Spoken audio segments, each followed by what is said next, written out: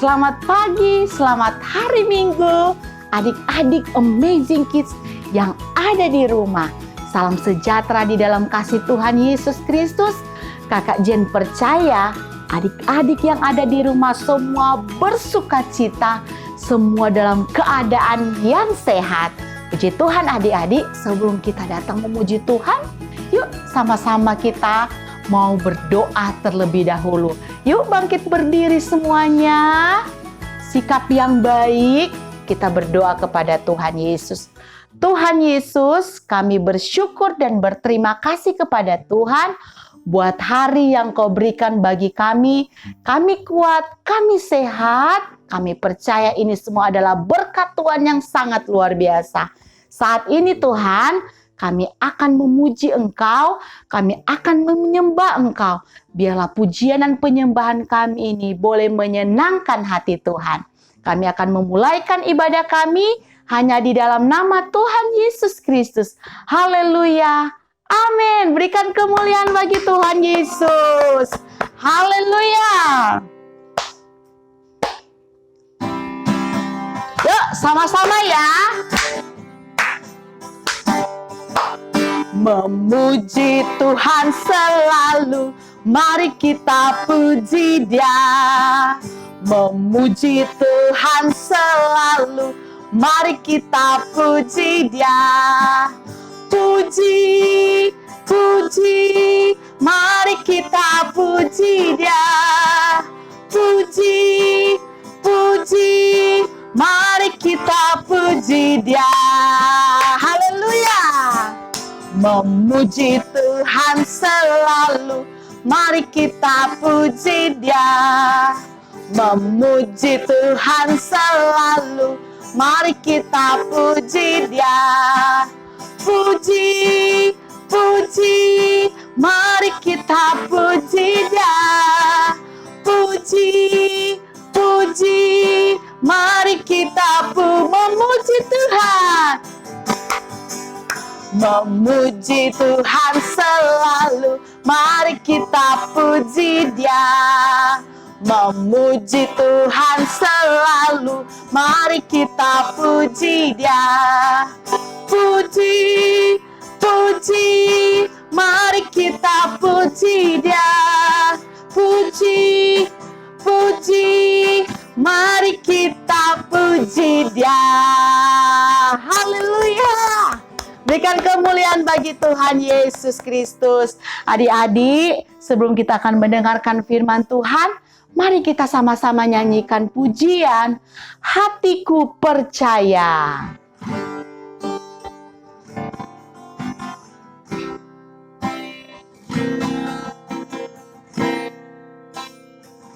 Hatiku percaya,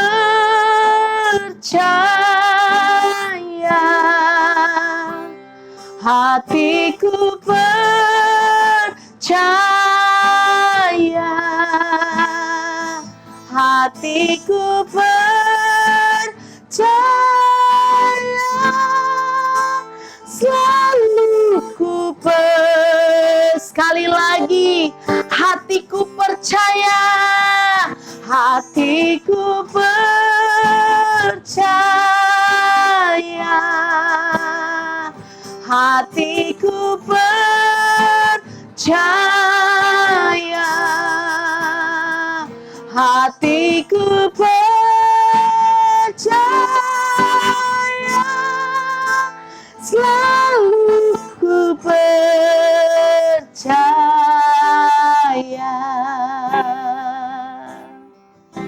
Terima kasih Tuhan Yesus, kami sudah memuji Engkau, kami sudah menyembah Engkau. Tiba saatnya kami akan mendengarkan cerita firman Tuhan.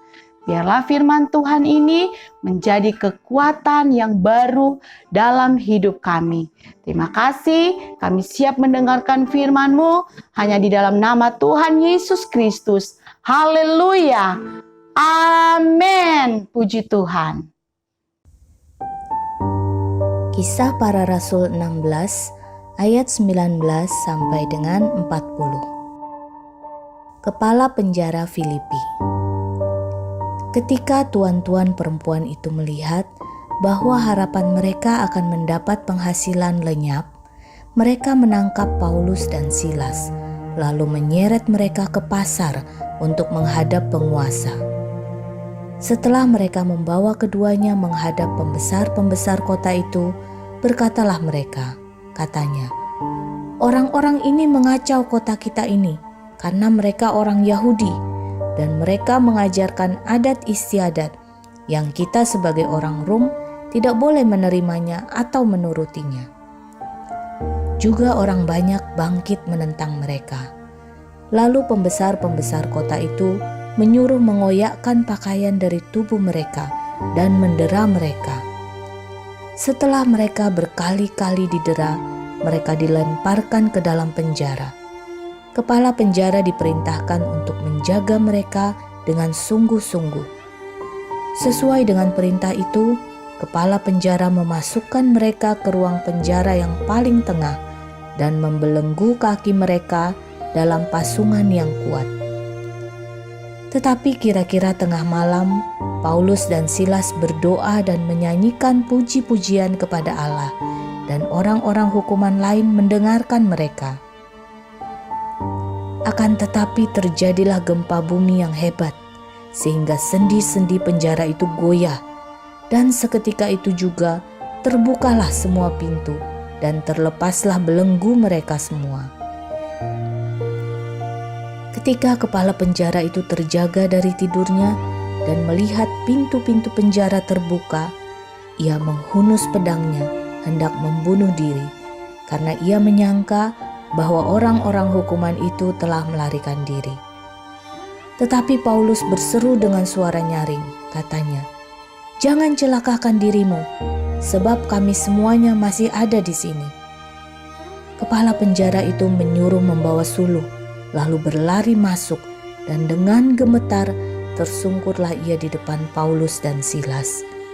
Ia mengantar mereka keluar sambil berkata, "Tuan-tuan, apakah yang harus aku perbuat supaya aku selamat?"